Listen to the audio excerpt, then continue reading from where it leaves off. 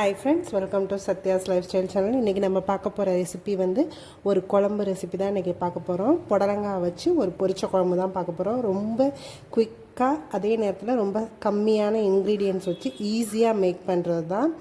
டக்குன்னு ஒரு 10 to 15 மினிட்ஸில் இதை நம்ம ரெடி பண்ணிடலாம். ரொம்ப டேஸ்ட்டும் நல்லாயிருக்கும். கொஞ்சம் டிஃப்ரெண்ட்டான டேஸ்ட். எப்போதும் சாம்பார், புளிக்குழம்பு, காரக்குழம்பு இந்த மாதிரி வச்சு சாப்பிடாம இந்த மாதிரி டிஃப்ரெண்ட்டாக நம்ம ட்ரை பண்ணலாம். நல்லாவும் டேஸ்ட்டும் நல்லாயிருக்கும், ஈஸியாகவும் மேக் பண்ணலாம். இந்த புடலங்காய் பொரிச்ச குழம்பு பண்ணுறதுக்கு நம்ம வந்து ஃபஸ்ட்டு கொஞ்சம் இன்க்ரீடியன்ட்ஸ் எல்லாத்தையும் எண்ணெயில் வறுத்து எடுத்துக்கலாம். அதுக்கு நான் கடாயில் கொஞ்சமாக ஆயில் ஊற்றிருக்கேன். ஆயில் நல்லா ஹீட் ஆகட்டும். ஆயில் நல்லா ஹீட் ஆகிடுச்சு. நான் வந்து ஒரு 3 டீஸ்பூன் போல் உளுத்தம்பருப்பு சேர்த்துக்கிறேன்.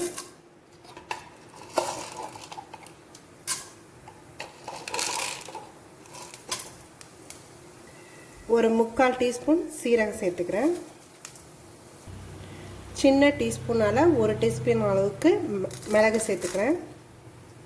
4 மீடியம் சைஸ் வரமிளகாய் சேர்த்துக்கிறேன். இது எல்லாத்தையுமே நம்ம இந்த எண்ணெயில் கொஞ்சம் நல்லாவே வறுத்துக்கலாம். உளுந்து நல்லா ப்ரௌன் ஆகிற அளவுக்கு நல்லா வாசம் வரணும். அது வரைக்கும் நம்ம இதை வறுத்து எடுத்துக்கலாம். இது எல்லாமே நல்லா வறுத்தாச்சு. இது கூட ஒரு சின்ன பீஸ் தேங்காய் லாஸ்ட்டாக சேர்த்துக்கிறேன். இது எல்லாமே நல்லா வறுத்த பிறகு இதை லாஸ்ட்டாக சேர்த்துக்கணும். இதையும் சும்மா லைட்டாக வதக்கிட்டு நம்ம நிறுத்திடலாம். இதை நல்லா நம்ம ஃபைன் பேஸ்ட்டாக அரைச்சி எடுத்துக்கலாம். இந்த புடலங்காய் பொரிச்ச குழம்பு பண்ணுறதுக்கு நான் வந்து புடலங்காய் இந்த மாதிரி பீசஸாக கட் பண்ணி எடுத்து வச்சுருக்கேன்.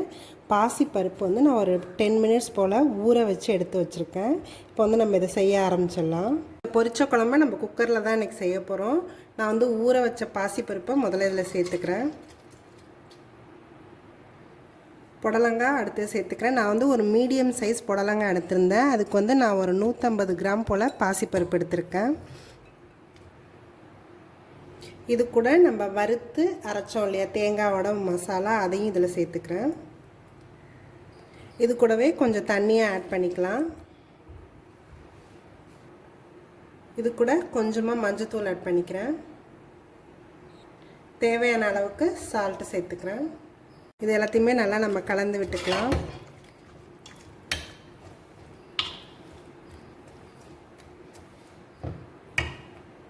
இது எல்லாமே நல்லா கலந்து விட்டாச்சு. இதை வந்து நான் இப்போ க்ளோஸ் பண்ணிடுறேன். இது வந்து 2 விசில் வர அளவுக்கு நம்ம வச்சு எடுத்துக்கலாம்.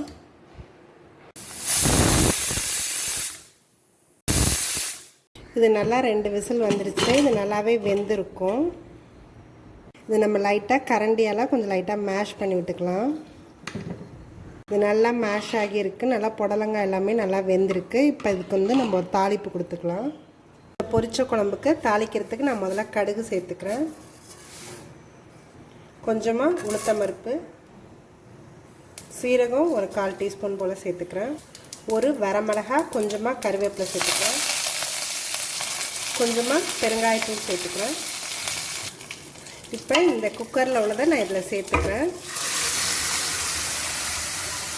இது எல்லாத்தையுமே நல்லா கலந்து விட்டுக்கலாம். இது இப்போ நல்லா கொதி வந்துருச்சு. இது நம்ம வந்து இப்போ ரெடி ஆகிடுச்சு. இது அரைக்கலாம். இந்த புடலங்காய் பொரிச்ச குழம்பு ரெடி ஆகிடுச்சு. இது வந்து ரைஸுக்கு மட்டும் இல்லாமல் நம்ம சப்பாத்தி, இட்லி, தோசை எல்லாத்துக்குமே இது சூட் ஆகும். இதோட நல்லா ஒரு அப்பளம் வச்சு சாப்பிடும்போது சூப்பராக இருக்கும் டேஸ்ட்டு. இது டேஸ்ட்டும் நல்லா டிஃப்ரெண்ட்டாகவும் இருக்கும். ரொம்ப குயிக்காகவும் மேக் பண்ணிடலாம். இதை நீங்களும் உங்கள் வீட்டில் ட்ரை பண்ணி பாருங்கள். என்னோடய வீடியோஸ் எல்லாத்தையும் பாருங்கள். மறக்காமல் எங்கள் சேனலை சப்ஸ்கிரைப் பண்ணுங்கள். தேங்க்யூ ஃபார் வாட்சிங்.